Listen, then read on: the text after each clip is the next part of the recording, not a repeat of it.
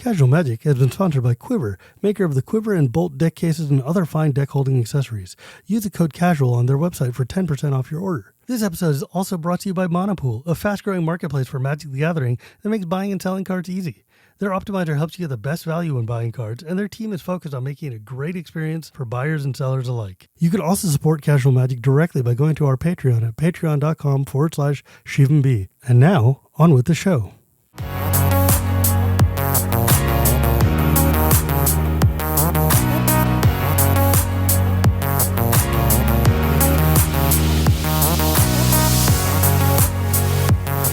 Hello and welcome to Casual Magic, the show where we talk about the fun side of Magic the Gathering. My name is Shivam Bhatt, and Casual Magic is brought to you by Quiver and my patrons at patreon.com/ShivamB.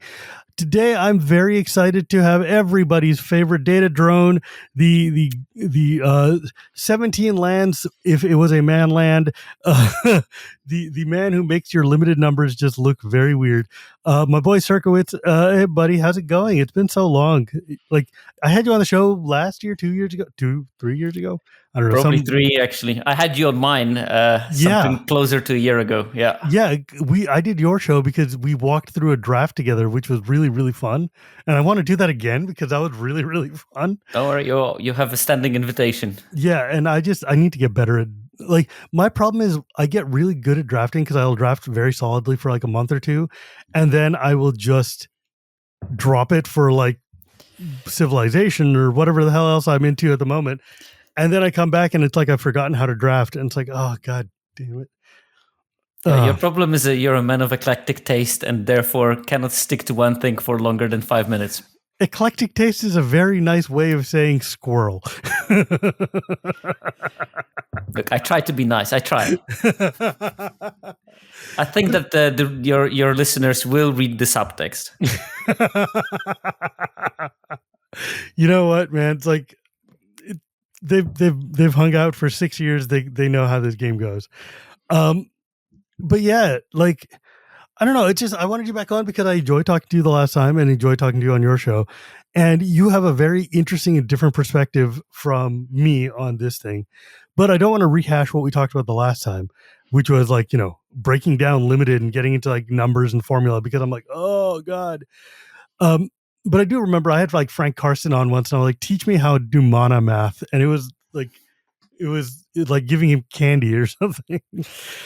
That's the problem generally with people like us. It's once you start talking about numbers, we know we shouldn't, but we won't stop ourselves, really. It's just like, oh yes, let me tell you about the opening hand percentages of having like 2 like islands versus 4 in your hand or something. It's like, okay. Although, if you are splashing 1 card in a limited deck, how many lands should you have of that type? I usually go for 3 sources and, a couple of rules. Don't splash 2 cheap cards. Yeah. Make it a 5-drop at least. And how you arrange those sources, like perfection is to splash from 1 basic land of the type whenever you have something like Evolving Wilds. Yeah. And then 1 extra source of some other sort, like a dual land or something, and you're golden. And okay, I've got a question that ties off that I've been wondering for years. Like, I watch LSV Draft Cube a lot, and I watch a lot of people draft. And when they're counting, like when you're putting lands or whatever into your deck, and obviously Moxes count as a land, that's fine. But like when you're looking at fetch lands, how do you count a fetch land? Because that's not like when you crack the fetch. If you like have like 1 fetch and 14 mountains, you don't have 15 mountains. You have 14 mountains and a land that's going to go away. But they count it as a source. I don't understand how that works. I mean, I guess that in Cube, most of the decks you don't have many things over 3 mana anyway. Right. So what you really care is having the right amount of sources. And then fetches count very well because they will bring you the source that you actually need. So if you have a good fetch combination with Shocklands and Triumphs and whatever, then that fetch land carries a lot of weight because you have opening hand with a forest and a mountain. You need a swamp. Boom. I got my white-blue fetch that actually can bring me a black source all of a sudden. I mean, there's that. Like, I always wonder when I see like, standard or modern, not standard, but like modern or like higher level decks where it's like, oh yeah, you've got like 12 fetch lands, but you've got like 4 basics or like 4 fetchable lands in your deck. And I'm like, what is going on? I don't understand. Well, you never go past the 5th land anyway, so who cares? Yeah, I guess it's just like, look, man, you have enough land. You're gonna be fine. Also, if you're playing 12 fetch lands and 4 basics, you're playing mill. You're a bad person. Some kind of Titania crap going on. But yeah, so one thing that I wanted to ask you about the last time, and we never got around to it because we got so lost in the sauce of limited formula, and which, to be fair, I love talking about limited. But like, how did you get from Poland to England? Via Netherlands, obviously. Hello. I mean, doesn't sound geographically it makes sense. You took a boat. Yeah. So basically, that sort of links to my Magic history as well, because I was playing a lot of Magic, like GPs, PT level kind of Magic, between late 90s and early to mid 2000s. What language were your cards in? English. English. God's language. No, I mean, there's no Polish version. I mean, Poland's on the border of Russia. They have Russian cards. But I started playing Magic in Germany. Oh, geez. Did you live on like the border of Poland and Germany, or no, not at all. No, but I was in the bilingual high school that was half Polish, half of my stuff was in German, half of my stuff was in Polish. Oh. And because of that, every year we had a student exchange with Germany. And I went to student exchange to Dortmund. And me and my mate, we just went out shopping, random shopping. And I went to the shop. I have no idea what Magic was. And I just went to the shop. I saw this box of cards and I asked the guy, so what's the story of this card? I always played cards. Since I was maybe 6, me and my grandfather, we just cracked the deck of cards and we just played random card games, with classic cards. Like poker, goldfish type things. And then at the same time, I always liked high fantasy. So I was like Tolkien. I was founding member of the Polish Tolkien Society, believe it or not. I did, definitely. I'm surprised it took that long.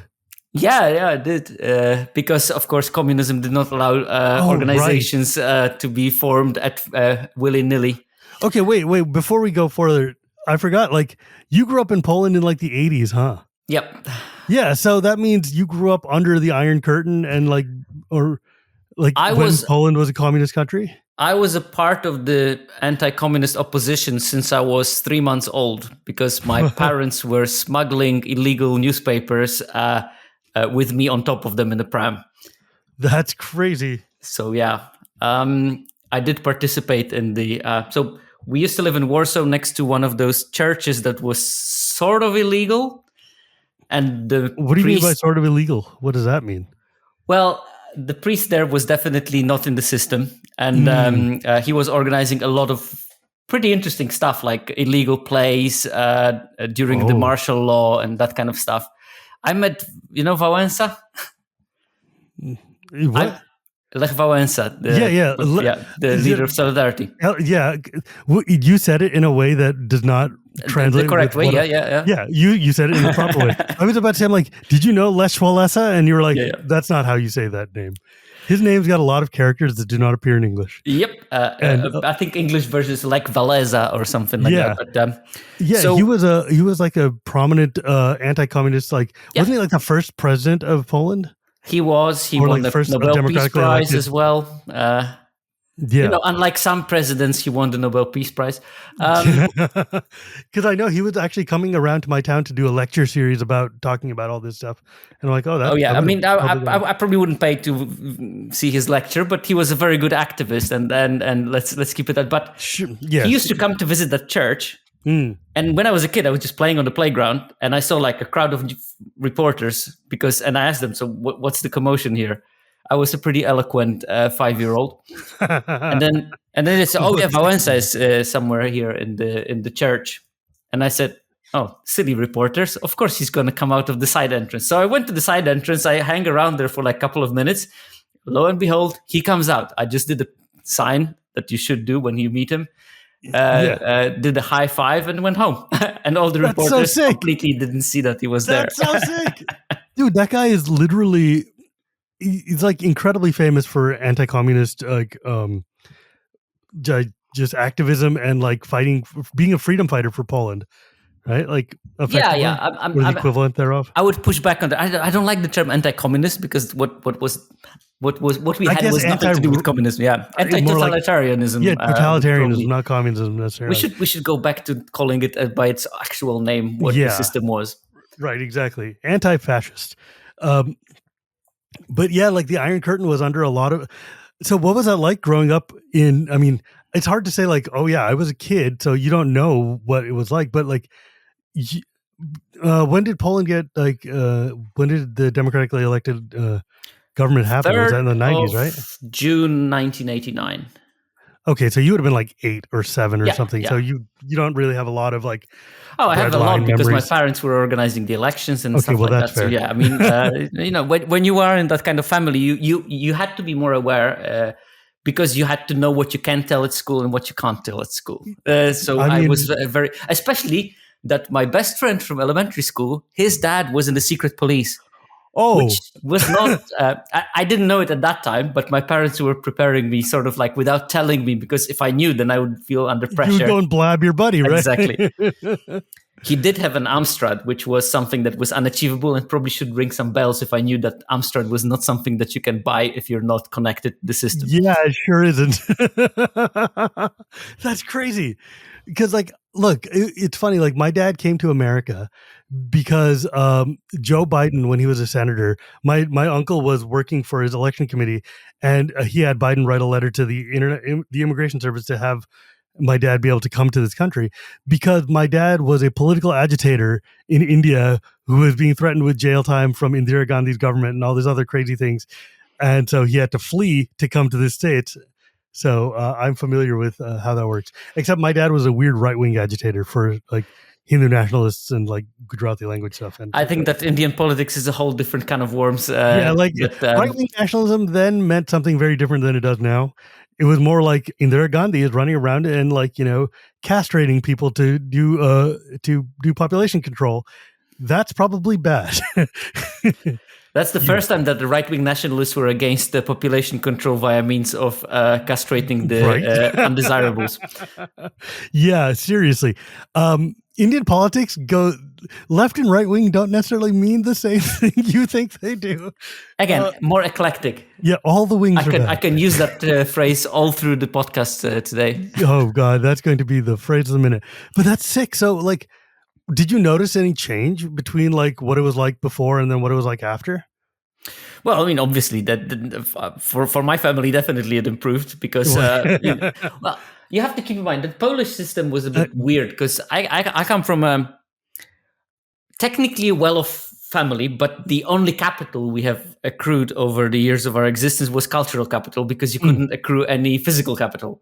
Right. So we were like way overeducated. And when the system sort of cleared out, I mean, my father quickly got the right jobs, could work somewhere else than in a factory. And all of a sudden, we were very well off for Polish. That's why I could play Magic. I mean, in the 90s, you couldn't play Magic if you were not well off from a big city. It was just a no-go. Magic is unbelievably expensive. Oh, yes. And when you're in Europe, and even in Europe in the 90s, it's still unbelievably expensive.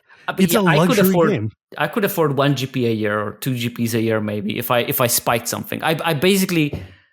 I managed to get on the circuit more or less because the first GP I played, So, okay, coming back, I went to that shop in Germany, by the way, with my friend. I saw this package of cards, and I knew it's for me. I knew it.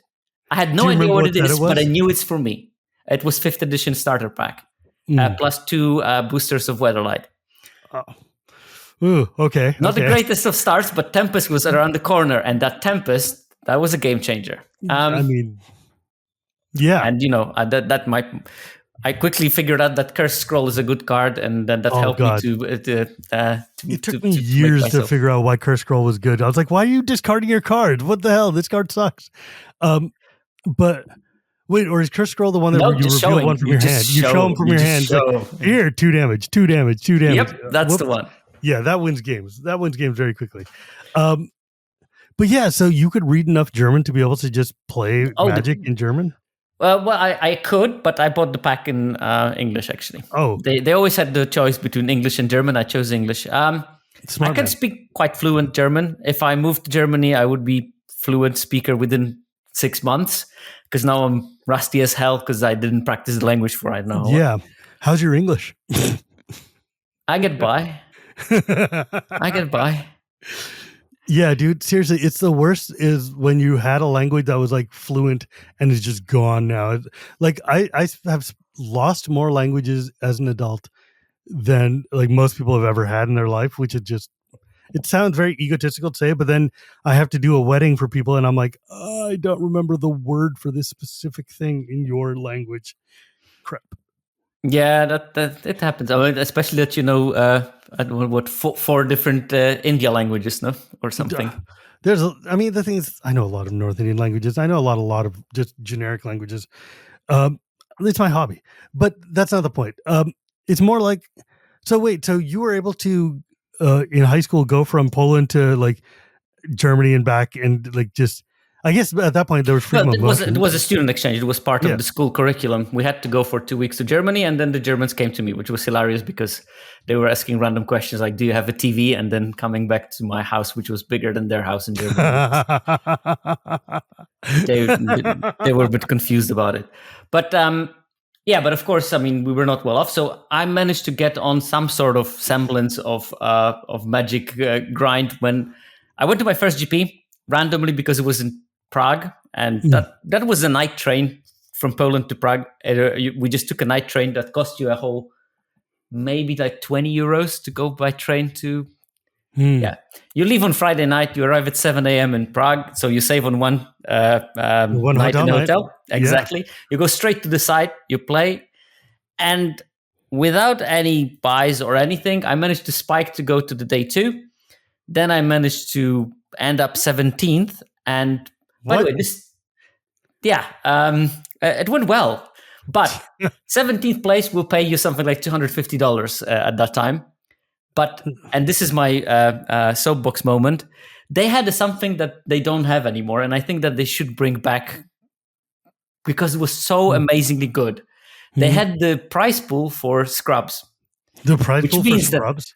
People who never got the pro point in their life had a separate prize pool.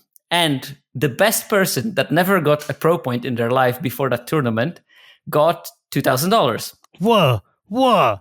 And turns out 17th place in the GP was good enough to be number 1 in scrub category.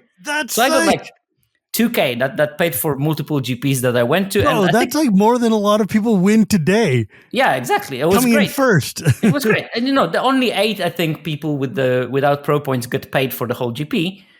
But it's exactly going to the people that would benefit the most because they will, ignite the passion to go and play competitively. And then I played like multiple other GPs. I think I day 2'd 3 or 4 of my first ones that I played. So I managed to. You must have been like some Kai Buddha tier of just like better than everybody in the room. Definitely lower tier than Kai Buddha because he was winning Pro Tours in the same rate as I day 2 GPs. So that's the difference that we have there. But look, I wasn't bad at all. No, I qualified for the Pro Tour on the back of that as well, and I played quite a lot. And then I went to the university. And then, do you know anything about the Erasmus program? The Erasmus program. No. Yeah, it's like a European program for student exchange. And I was at the Warsaw University of Agricultural Sciences, or now it's called, I think, Life Sciences. And I could go for an Erasmus, like a half-a-year exchange with Wageningen, which is in the Netherlands. And it's the best agricultural university in the world, probably one of the better in biotechnology as well. And my supervisor of the uni said, look, go. And your main mission should be never to come back. Because you're going to the university that is strictly in the, in the top of the world on what we're doing. I mean, if you manage to get a position there, finish your master's. Yeah, like what are you going to do in Poland, man? Right? Like exactly. That was be a farmer outside of Warsaw. But it had a sort of side effect. I stopped playing Magic because I moved for half a year. I didn't take any cards. I left them all to my brother. Where was the university you said? Because you went Wageningen. It's like between Utrecht and Arnhem, which is like in the center of the country, like basically. Yeah. But it's a small village in the middle of nowhere, no train station even. It's only known for the university, basically. A university not having a train station seems wild to me. Yeah. Also, we got to pull back like 4 steps for a second here. You went from Poland to Czechoslovakia for a GP. How the hell did you get around? Like, were you able to get around in Czech? Can you read Czech, or like, do they use a? I don't even know if they use the same Cyrillic alphabet. No, They Poland use uses the normal Latin Latin alphabet. alphabet. Czechs and Polish use normal Latin alphabet. Yeah, well, I would hesitate to call the Polish alphabet normal. You guys got letters in here that probably so shouldn't. the Czechs. That's fair. But so, like, were you able to get by? Like, how would you get around? I mean, do I need that much? I can order 3 beers. I guess you just need to be like, where is the convention hall?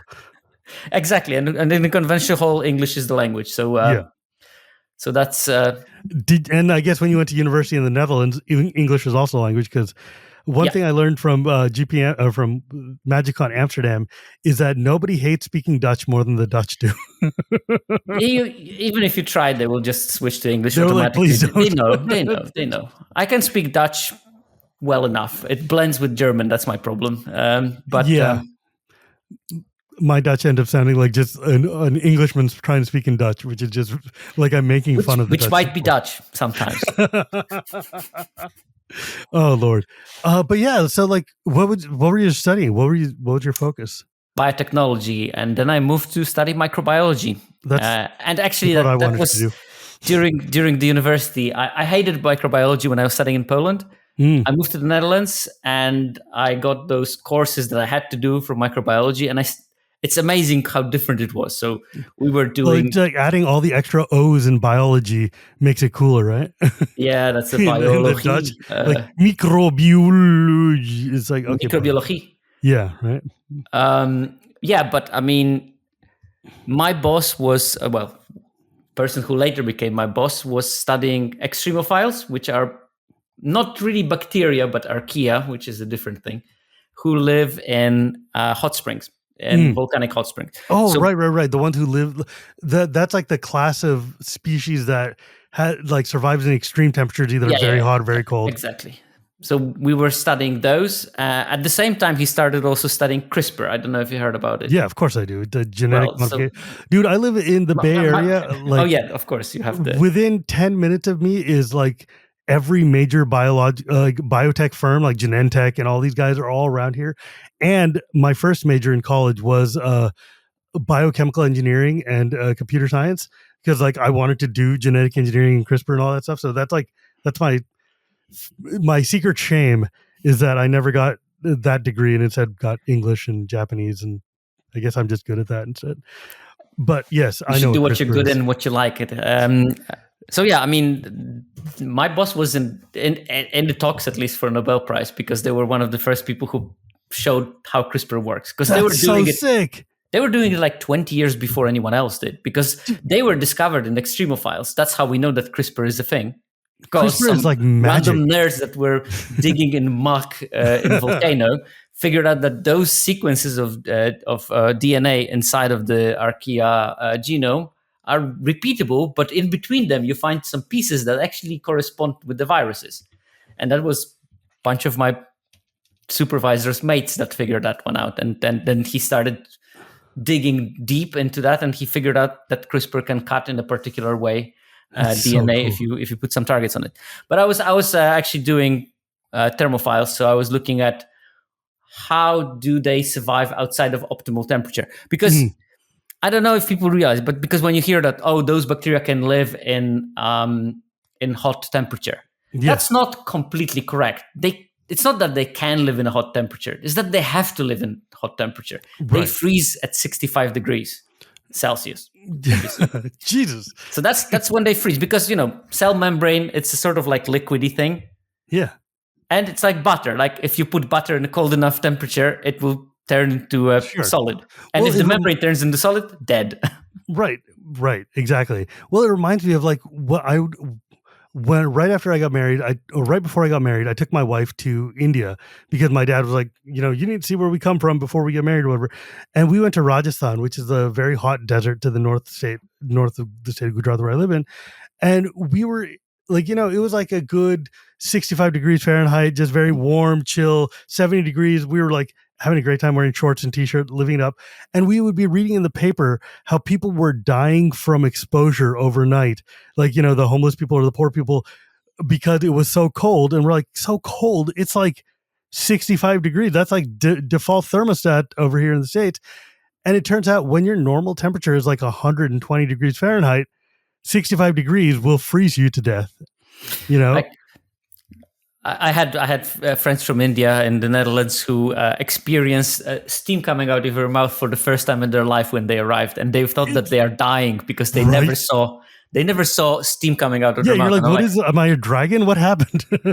I'm playing footy in minus 20 in Poland in shorts. The first time I went to Japan and I walked out and it was like, insanely hot and like 120% humidity or whatever. And I walk out and every pore in my body just like, pfft, and I'm like, oh my God, this is hell. And you're wearing wool suits. What's going on? I have to say, I'm very adaptable. I can live in South Italian climate with 40 degrees Celsius, and I can live in Poland with minus 20, and I'm fine. My problem is that I grew up in the Bay Area, which has like the perfect Mediterranean climate. So it's like, it's a good, 27 degrees Celsius here, like all year round forever. And it's just perfect and warm and chill. And so like, I am very much soft when it comes to anything else.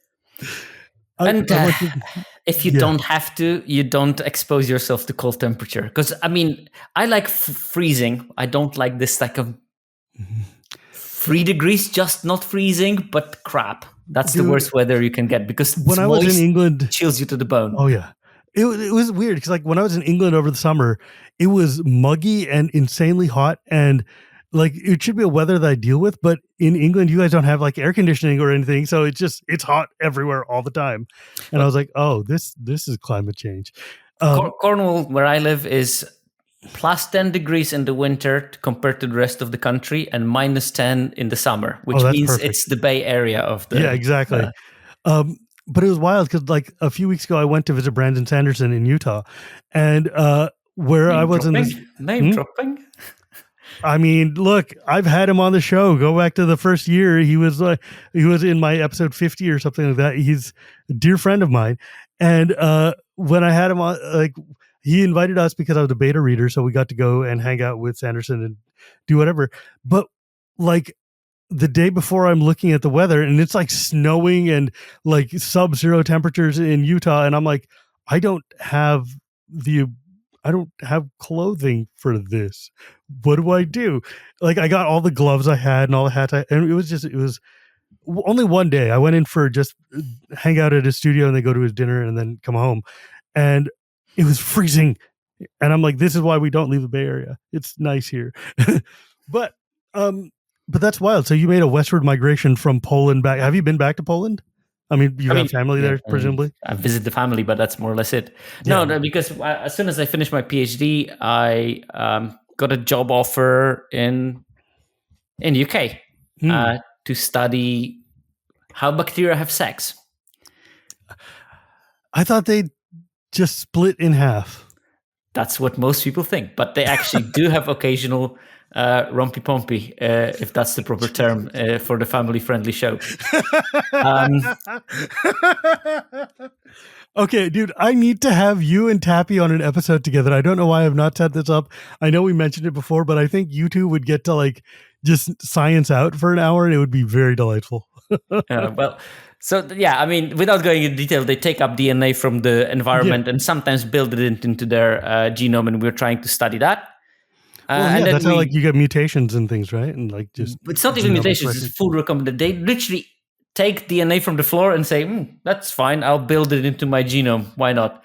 It doesn't happen very often, but it does. If you put strong selection pressure, you will find it. But basically. Like, what does that expression do? Like, doesn't that just change the species of the bacteria if you're just absorbing random floating DNA? Well, what is a species in bacterium? I guess that's fair. That's fair. Bacteria are very much a continuum of a species because the genomes are so very different. Sometimes two things are different species, even though they're more similar than some things that are the same species. It's very weird there because we define species as if it can have sex with each other and have offspring, that's a species. But bacteria are not working like that. So a definition of bacterial species is very complicated. I guess indeed. Like fungus doesn't work like that either. Fungi can have proper sex. They have like a recombination of chromosomes. They can still bud and split their cells. We're getting deep to. into sciences that I didn't, so I'm just gonna let that one go. Yeah, no, I mean it's very simple. Sex is creating more genetic diversity, but at the cost that it's more energetically expensive to do. Yes. So fungus have the best of the two worlds, where if the times are good, they just split because they are clearly good at well adapted. If the times become bad, they start having sexual reproduction because they need to generate diversity. So hopefully something survives the changing conditions. Yes. Without going into details. Well, no, I mean that makes sense. But yeah, so then you were really good at Magic for a while and then stopped because you were taking insanely intense university. Until I finished my PhD, and then I moved to doing my postdocs. I changed my job. Then I studied bacteria community nepotism and how when you have hundreds of species, there are some weird interactions happening between species, and they start bribing each other in order to stay alive, and trying to look at that. And then I had a kid, and that also is not very helpful for playing Magic. And then the kid started growing. And I also got an email from because I played one of those weird things on the phone, like duels of Planeswalkers or something. Yes. And I signed up to the mailing list of that one, and they sent me an invite to the beta of Arena. Oh. And then I sort of clicked yes to that, and that's it. I basically installed Arena. I started playing a bit, and 3 days later I was at the pre-release of Dominaria, which I also won. It doesn't take much to get wake that dormant addiction. Turns out that the lapsed addict is just as lapsed as exposure to the stimulus. Right?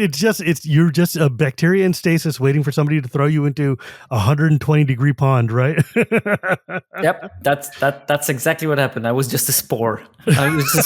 Waiting for the right conditions to awake. That's exactly what I mean. Like I basically quit Magic hard between like Visions and like Innistrad, except for one time in the middle, like my friend took me to a Rise of the Eldrazi pre-release or whatever, but it was Duels of the Planeswalkers that woke me up, and I was like, oh, I remember Magic from childhood. This was fun. Oh, hey, they're doing a zombie set. I should check that out. Oh, I'm an adult. I can buy a box. That should be fine. Oh no. And here I am, like 15 years later, 20 years later, whatever, with a collection that you don't even know what is in it. Dog, I found every day I find stupid things that are just like, what is this? You see, you're one of those addicts that come back to the hobby and just go completely berserk. I'm a very organized and meticulous one. I have all my collection digitalized. I trim it. I sell everything that I don't need, mainly because I'm not a Commander player, and that's definitely helping. Yeah, like you just need to come to my house and do this for me, because I'm just like looking at this random pile of cards I have, and it's like, oh yeah, I had a Yuna I forgot about. Oh, here's like an unsleeved ancient copper dragon. Sure, that's fine, right? Next to 2 Mox Ambers and foil anti-venom, and I don't know what the hell even is Imarith and Dracolich. I don't know. Just like I have just like 7 deck ideas in one pile that get like 4 cards deep and then move on to the next one or whatever. It's like we know how you build your decks. You think about it for a second, then you come back to Hepatra. Although or Tajik. I did build a Yigra deck, and I finally finished it, and I got some basics, and I put it in. So I built a Furion deck. I built Yigra. I build a new deck at least once every 2 months, which generally it's like tied to an event that's coming up, and then I'm like, oh right, I should build a new deck for whatever this tournament is, or this MagicCon or something. No, you look in my eyes and it's like, you know that I never played a game of Commander in my life, yeah? Yeah, it's fine. You don't need to. I play enough for both of us, right? Like, pretty sure you did. But like, so you came back to, and so what did you find, like in Cornwall or something more? Yeah, there's an LGS that just did. I was quite happy playing in the LGS.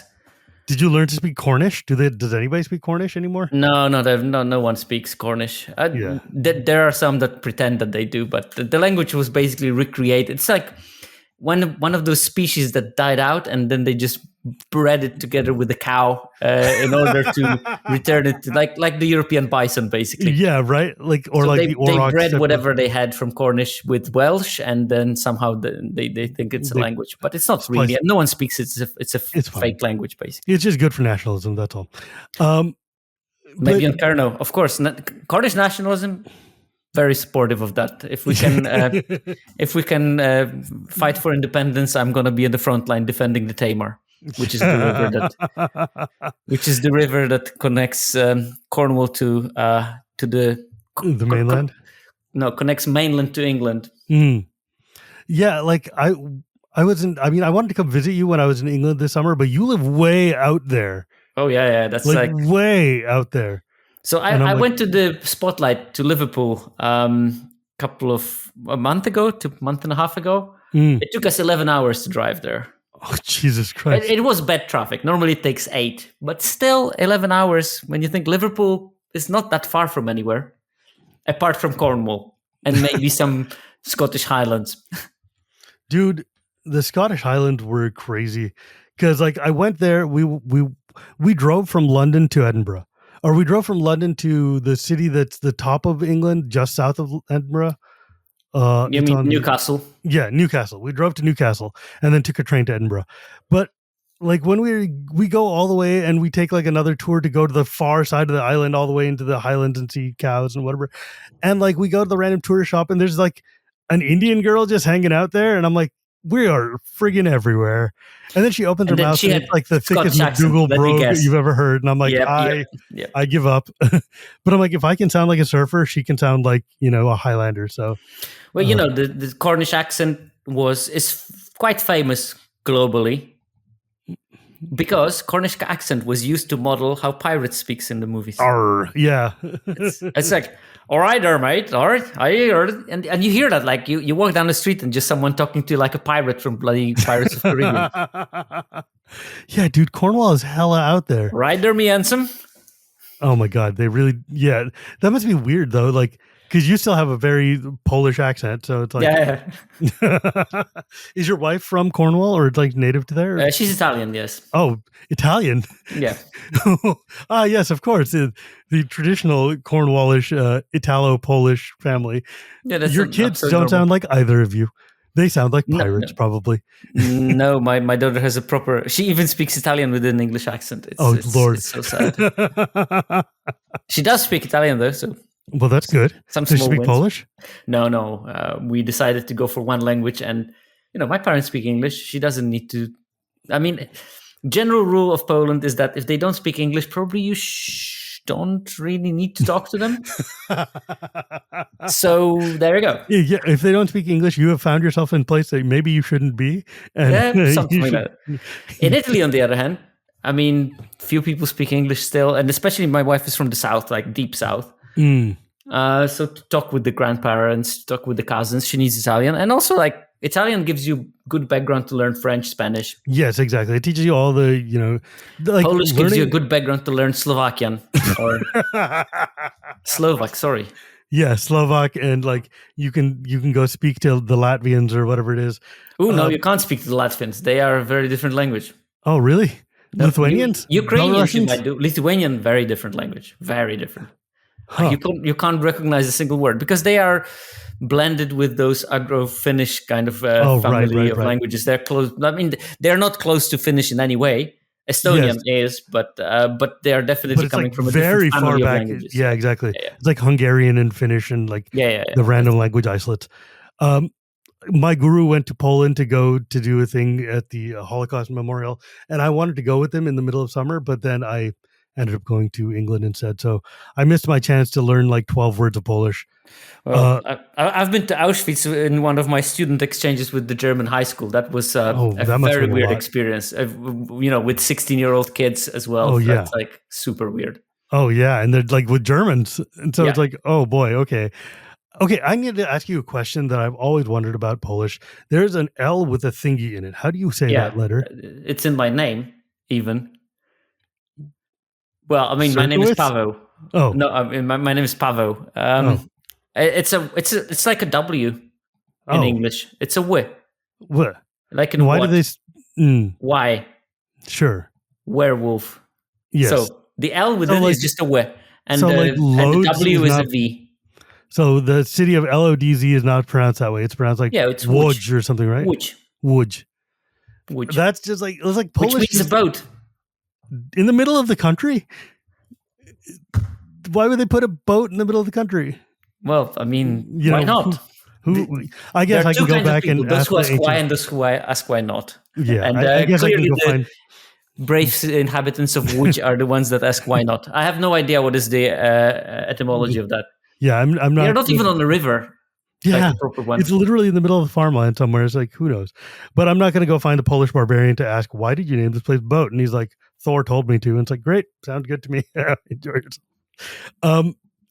Oh man, well, that's a wild story, though. You like did the full on migration from east to west Yep. within the continent, and like.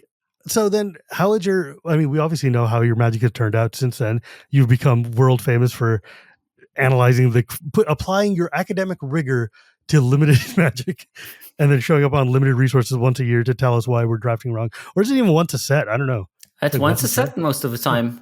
I must be skipped weird now. Spider-Man. I skipped. Yeah, because Spider-Man wasn't a set. Oh, I need to email Marshall. By the way, I probably you're going to be should on come. like for Avatar, I should come on Avatar somehow. dude. Avatar is a great set.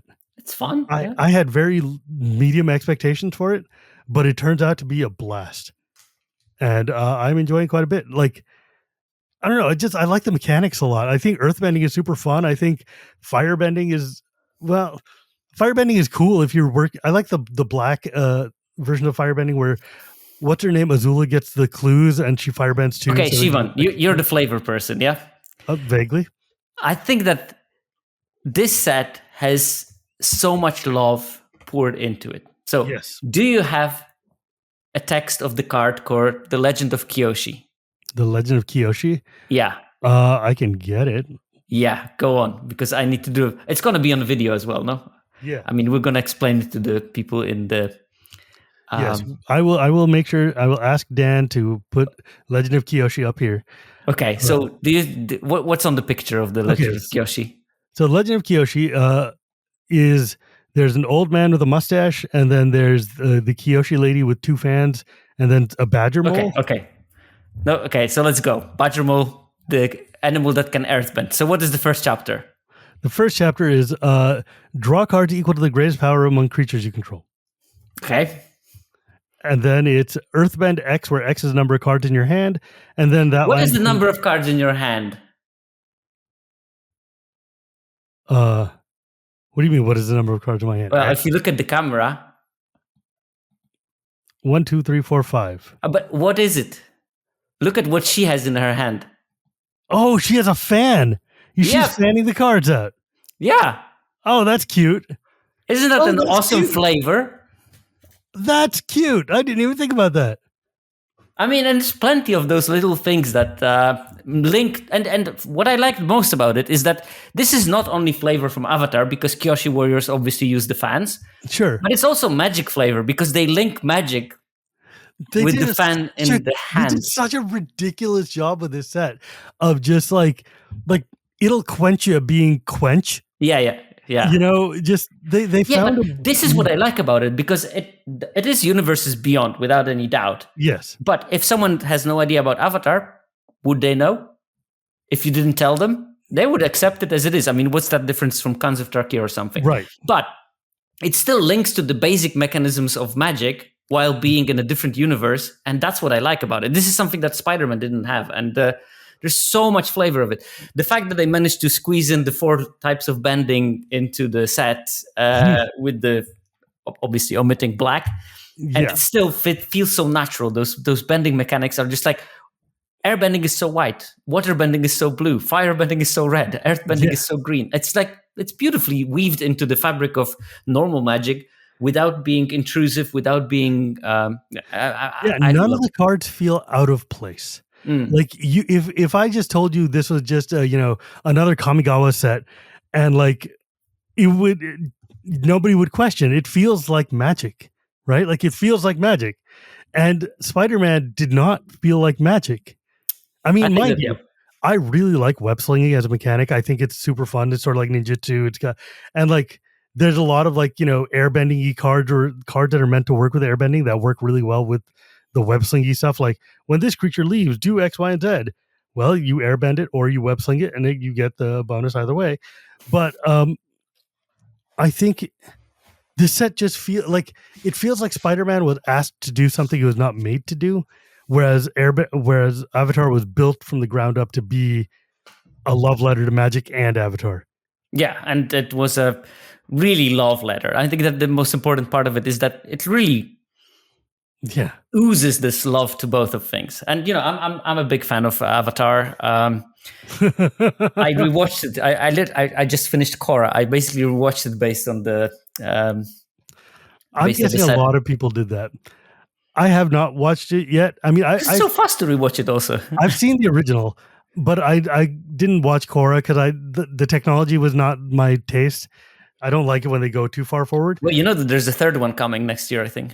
Good for the fans. I appreciate it for all the people who. I'm sure I'll watch it. I think it's post-apocalyptic, so there's not going to be technology anymore. So yeah, well, my wife and kid loved it, so I will probably end up watching it by osmosis. But just like even as a person who passively knows the setting, this is still just like you can see that somebody really, really loved Avatar. And it's like this is what you want out of like it's like Final Fantasy or Lord of the Rings or something. This is what you want a UB to feel like. You want it to feel like magic and to feel like whatever the hell this is. Like I'm hoping that Turtles is more like this than like Spider-Man, but we'll see. let's love put it Turtles. that I cannot be disappointed by the turtle set. I can only be positively surprised. Yeah, dude, I love Teenage Mutant Ninja Turtles. It's like my favorite thing. It was also. I watched the cartoon when I was a kid. In Polish. Do they have dubs there? We have the weird guy reading over the. Oh original. God! I have a Metallica tape that I bought bootleg from Moscow, which is like it's like one of their earlier concert tapes or like tour tapes that they put out, and it's got the whole tape, and then it's got this Russian guy angrily yelling over every word that somebody says. So you can just hear him just like translating and just screaming it over the thing onto the tape. And I'm like, no, that's not how you do it. So movies with the lector, you should be absolutely bland and emotionless when you read. And I think that this is something that people did not grow up with, that kind of system of TV. So basically you have normal background, the original English version of the movie. Let's say you have Few Good Men. Let's talk about topical movies, and there is Jack Nicholson screaming, "You can handle the truth." yes, and then there is the guy reading, "You can't handle the truth," in front in Polish. And for people that didn't grow up with that system, it's absolutely mind-boggling. But for someone who grew up with the system, you just don't notice that guy. You just hear it as if it was English, but a babelfish in your ear would translate it to Polish to you. That's so, and it's better than dubbing, because dubbing sometimes is horrendous when you watch like Jack Nicholson speaking in German all of a sudden, or with a different voice also that is not Jack Nicholson. Yes, it just doesn't sound right. And at least I know Jack Nicholson's voice, because Jack Nicholson was paid that much to make a movie because he's Jack Nicholson. Right. You better start listening to what he's saying and not some random German bloke that is pretending to be Jack Nicholson in German. So but it's not the best system. Subtitles are better. But if you grew up with it, you actually can... and it helps with comprehension too, because like you can sit there and do the one-to-ones. Yep. And you can actually hear the words, and it's like subtitles are, I mean, I don't know, anything that helps language facilitation, I'm all for. But watching this Metallica tape was wild. Because this was a bootleg quality production, which probably doesn't help. Yeah, it was not. It was, I've lived a weird life. Oh my God, man. But like, oh, geez, dude. That's such a trip, though, to like pick up magic in a country. Do you want weird trips? I have a couple of good stories if you want. Tell me. You want a Finkel story? Sure, yeah. What, you know John Finkel? I don't know John Finkel. I met him briefly once. And so we went to the World Championships. I think it was 2000 or maybe 2001 in Brussels, and we went like on a complete we were not qualified or anything. We just went there for side events and chill. But we were geniuses enough not to book any hotel or anything because we were like zero budget basically for that trip. And we slept on site because site was open 24/7. Oh God. So we figured out that if we are cunning enough, we could just sleep on site for those 3 days. Oh Lord. And then save all the money. Oh God, you must have been rancid. But obviously, as John probably can hopefully doesn't remember. But one night we played an all-night sealed 8-round tournament. It started probably like at 9 p.m. and it went deep into the night. Maybe even early. It started maybe early and I think it finished at 4 a.m. And on that tournament, I brought with myself a bottle. This is how Magic was in the olden days. I brought with myself a big bottle of gin and an even bigger bottle of tonic. Before every round, and 2 glasses, by the way. Before every round, I was asking my opponent, so would you like to share a gin tonic while we're playing? And some people said yes, some people said no. I always poured one for myself, and I sometimes shared it with my opponent. It was not a tournament for stake or anything. So we had those gin tonics, played 8 rounds. I went 5-3, thank you very much, despite having 8 gin and tonics while doing that. And then it was 4 a.m. and I said, okay, well, I have to find a spot to sleep. But all the good spots when you can hide and sleep were already taken. So I figured in my brilliant mind of someone who just played 8 rounds of Magic while having gin tonic for each of them, I'm just going to sleep under the feature match area. Which I did. I crawled under the feature match area in my sleeping bag and I went to sleep. And then... Bro. 5 hours later, I'm woken up by someone kicking me out from under the table. Yeah. And that was John Finkel. What the hell are you doing sleeping under the feature match? Get out. Well, he was pretty anxious to start playing his quarterfinal of the World Championship that he I can't imagine. It's like, hang on, I got to get this homeless guy out from underneath the table. Yep. Oh, Lord. How did you explain that? What did you tell him? You're like, I didn't. I just moved. And that's you're like, it. Man, sorry. Whatever. You want a gin and tonic? I was gone. That was gone. Oh, God. I'm just imagining if like Sheldon Menery or Scott Larrabee or something had seen you underneath there and just been like, homie, you tapped out already. I think think of that, is it possible I played Sheldon one day? I'll have to check because I played like a American soldier deep in the 90s at one GP and he was very kind, I remember. Told me very good Polish jokes.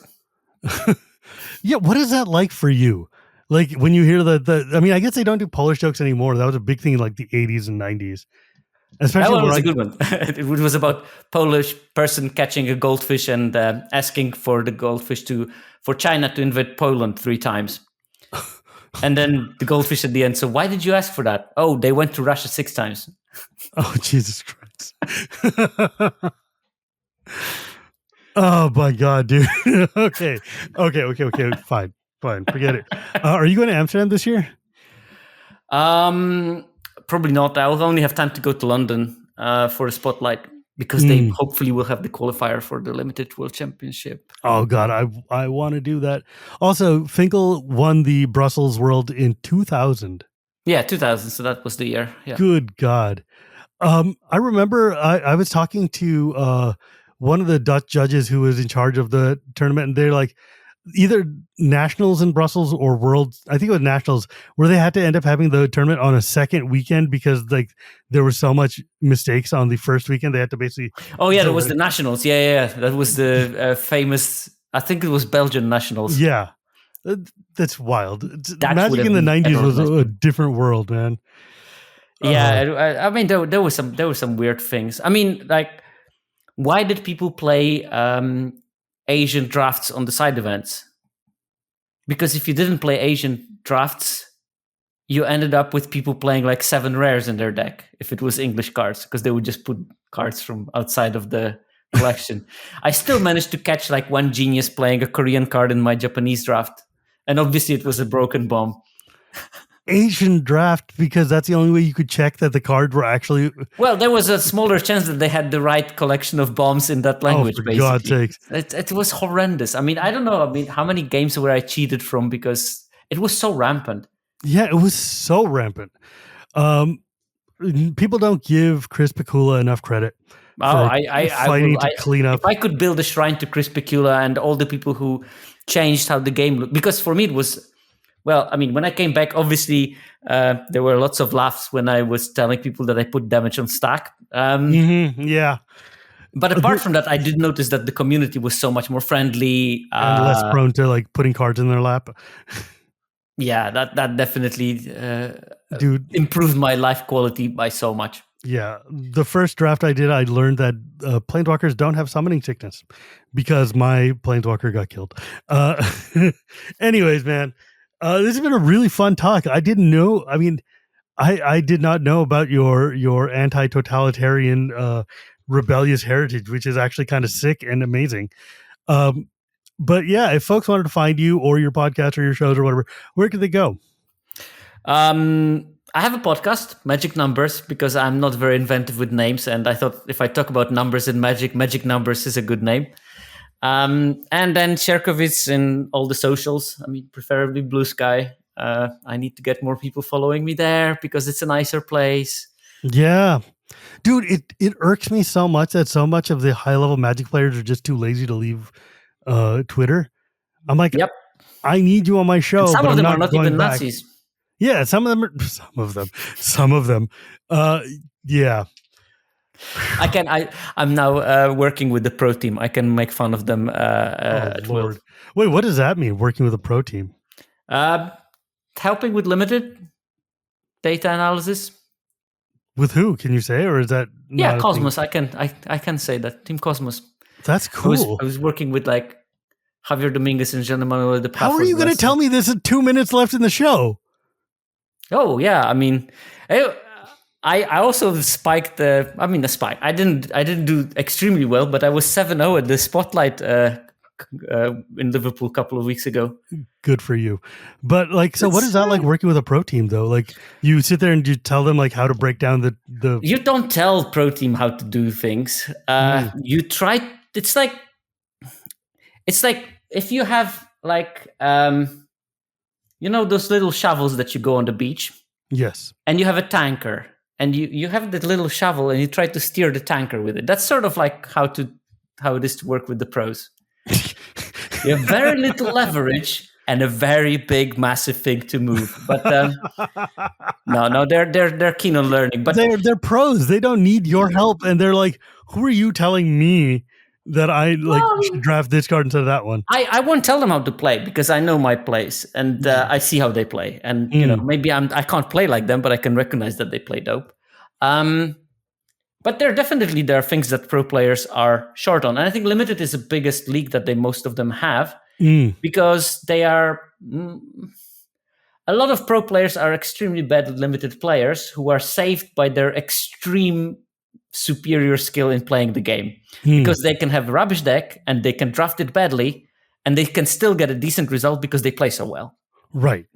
It turns out like the old joke is like I could give Reed a deck that's half Pokemon cards and half bicycle cards and he could still find a way to thrash me just because it's like you could give me the best most tuned CDH deck in the world and you could give him a cards I own deck and he would still find a way, or one of those bargain bin, get 100 cards from the dollar store rare, and he would still find a way to Fiend the Fang Bearer 1 mana Death Touchers deck. Yeah, right. Exactly. He'll find a way to just smash me because if you're good at Magic, you're good at Magic. The cards in hand don't matter. This is what stops most players from being good drafters. Even if you have card evaluation up to standard, if you don't make the right game decisions, you are not going to win a lot. And that's the easy thing to fix is pick order. But unfortunately, the pros, they're just stuck with their ways, and it's very hard to convince them because, they've been around for decades and decades. Yeah. What I can do is I can advise, I can figure out certain mistakes, look at the logs of their games, figure that kind of stuff. Some people are more keen on learning Limited because they are fresher on the scene. generally there's always professional golfers, they still have their coaches. Now, their coaches are not better golfers than they are, but that doesn't mean that you cannot learn. And I think that this is one of the biggest leaks in general in Magic players, that people think that just because someone is a weaker player than you are, they cannot teach you anything. And pros, luckily, are way smarter than that, and they know that they can learn from literally anyone. They, in the end, make the calls because they, in the end, play the games. Right. But they will always give themselves the maximum opportunity of getting all the information. And that's why they are there and we are not. Yeah, I mean, yeah. So have you sat in on one of the limited meetings or something for like a tournament? I even run one. Oh gosh. Do you can you explain like how that works? Do you guys like sit there? Like, 'cause I remember hearing tales of like, yeah, we take every card in the set and lay them out on a table and then start arranging them. Is that I did literally every. I have it recorded on YouTube even. So if you people are interested, it was from which set it was. It was the one that was the Pro Tour was just after. Maybe it was Final Fantasy. When I looked at every single card and tried to figure out which color combination is particularly good for that card, because that's something that may be less obvious. That some cards will be not having a great win rate, but they perform particularly well in one of the color combinations. Yeah. So I went through every single one of them and I recorded the video for them as sort of like that's crazy team meeting kind of. That must have been fun to build. It must have been tedious after a while, but in the beginning it must have been fun. It was. I did a full set review because also time is of essence, so I can't just go on tangents when I record for them. It has to be down to the point. They don't care what you think about Chocobo number 4. I did a full set review in like 1 hour 20 maybe, including the bonus sheet. Oh Lord, that's you're just running and running and running at that point. You're like, hey, this card, don't play it. Hey, this card, don't play it. Yep. I mean, a lot of it was sort of like that. I can go stream of consciousness rapidly and at some context when I need and no context when there is no need for context. Because sometimes, this card is busted, just always play it. I mean, there's not much to say there. Jeez. But whenever there was a card, when there was doubt, then I started giving additional context and stopping where it was important. Basically. Yeah, like I think the real thing is not what are the bombs and what are the jank. It's like, what is the weird marginal like C- card that is going to make your deck actually sing because you're going to see like 40 of them in the draft. And like, is this the crap you want to like? Is this random 2-drop beater the thing you want in your deck, or is this 3-drop beater the one you want? Yeah, I don't know. I mean, there's still a lot of art too. I do the numbers part of it, but when I play, the numbers go out of the window very quickly because you can't look at the win rate of the card and draft based on that. It's just very quickly decouples from that. And people understand that. By at some point, you're like, you know what? I've started drafting these colors. I need to ignore these other things and just stay in my lane. Anyways, I'm not going to record a second podcast with you.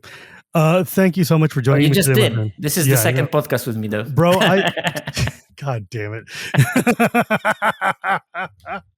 Thank you so much for joining me today, my friend. It's good to see you again. This is really fun.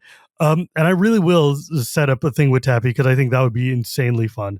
Like a bonus, just YouTube jabbering at each other. Can I curse then? I would allow that. I think for a Tappy Toe episode, I would allow that. I probably still won't, but I mean, it's always good to have options. But with that, my friends, as always, you can find me at Shivam Bhatt on Blue Sky. You can find this podcast on anywhere podcasts are sold or at YouTube every Tuesday. Thanks to my editor, Dan. You can also hear me on Shivam Wheeler Love Magic or the Chronicles of Dragonlance podcast. And remember, my friends, it's not magic without the gathering, and we'll see you next time.